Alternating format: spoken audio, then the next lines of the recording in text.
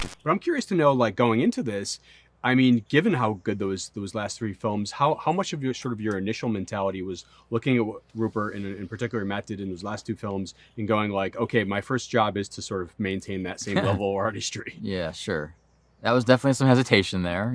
I talked about that. I wasn't interested in being in a part four. If it was just going to be a shameless, we got to do another one, I wasn't interested. If we didn't have a great story to tell, something that was kind of inspiring and interesting and kind of brave, it kind of wasn't for me personally. And when we kind of cracked some of these story ideas where suddenly a whole possibility, potential opened up for a new chapter in this long story of movies, that's when we got excited, when we kind of went down that road, But you're right, those movies are incredibly well made. And, I got to know Matt on my previous movie, Mouse Guard, and along with Andy Serkis too. I was already kind of familiar with some of that stuff. Yeah. But you're right, we had a bar to try to hit, and hopefully we have. You have. And where did you see the biggest opportunity to put your stamp on it? Where do you think at the same time that this one sort of departs the most from that last trilogy? I think it's probably in the sense it's most different in its tone. I would say it's a more of an adventure. We talked about this early on, where those previous three movies were kind of about the end of a world, right? It was the end of the human world.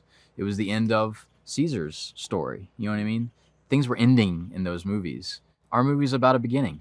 You hopefully feel that, where because of that distance, because out of this kind of dark ages of what happened between our movies, the world is starting to, overgrow and transform into a new world. And even our character, he's a young character who doesn't know anything about the world.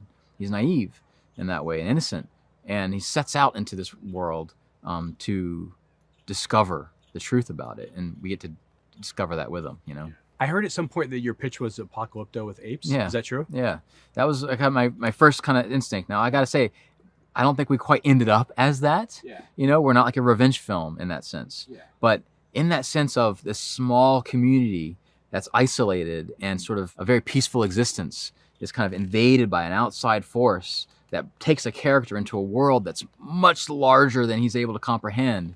That was the kind of key thing that we kind of took from that concept. Yeah, I didn't read that actually until after I'd seen the movie, and I see it. Yeah, I felt it. I felt Cool. it, like because Yeah.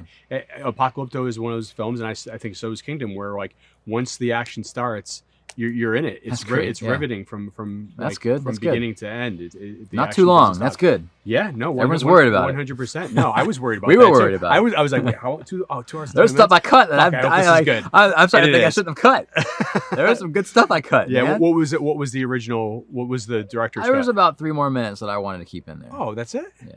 Oh, I thought you were going to say like Oh three. man, I'm I telling thought you were going to say like this was 3.5 a battle. hours. This was a battle. Everyone's like, it's got to be under 2 hours, and I was like, I Yeah. can't do it.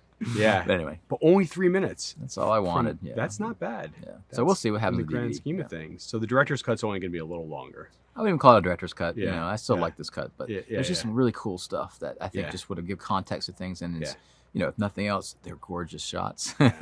Are there any Easter eggs to the Charlton Heston Oh, yeah. original? They're everywhere. Can you can Yeah, you they're any, everywhere. Any that you can tease? There's just obvious ones throughout, Yeah. but there's also one that people that know that '68 movie. There's a baby doll that shows up, and we took literally the sound from the baby doll of that '68 movie and used it in this movie. There's stuff like that all over the place. There's ape sounds. There's other kind of sounds all over. Yeah. The sound on the sound side of things. Visually, I think they're all kind of fairly obvious, But yeah, fans of that '68 movie will see all the echoes in this movie because those were what we were sandwiched between that Caesar trilogy and that '68 version, way off on the horizon. You know what I mean? And we're just kind of on our way towards that '68 version. So we're kind of a bridge between those two movies. Any references to the worlds. Wahlberg version? What? Well, I didn't think so.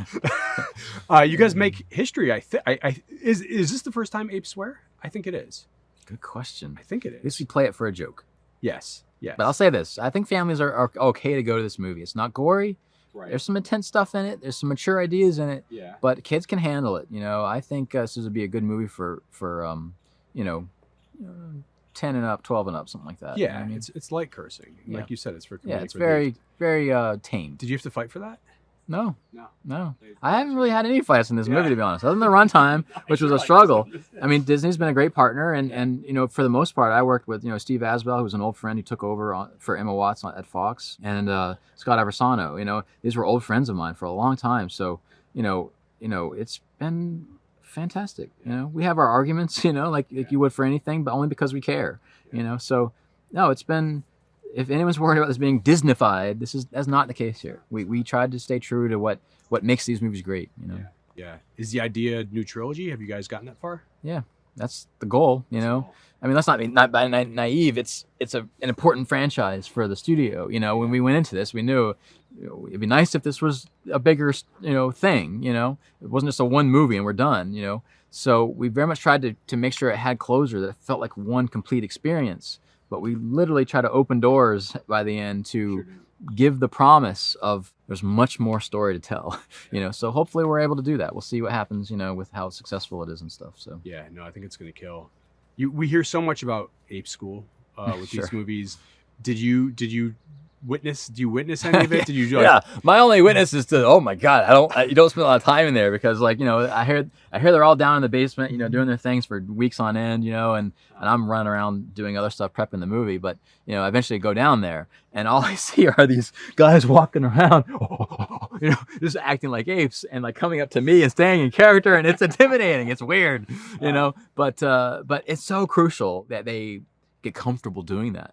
And being okay with feeling silly, because you can't have that on set. They have to believe this completely, so that when they're doing the work, that's just second nature to them. And you probably forget you're watching humans at some point. Yeah, it's a little tricky. I mean, that's the trick about these movies, that you're sitting there watching, a guy with dots all over his face and a camera, and it stays that way for a long time. I mean, I hadn't seen the movie complete except for about 2 or 3 weeks ago.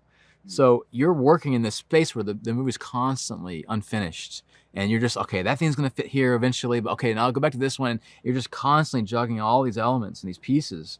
It's so complicated. And then, you just hope you make the right choices. I make choices early on that I don't see the result of for a year. And if I that choice, I can't go back. It's too late. We don't have the time. So it's really complicated, and it was a thrill. It was a real fun to do, this process. But I'm working with great people. Weta, all the people that all the artists that we work with are just fantastic, and made it all work.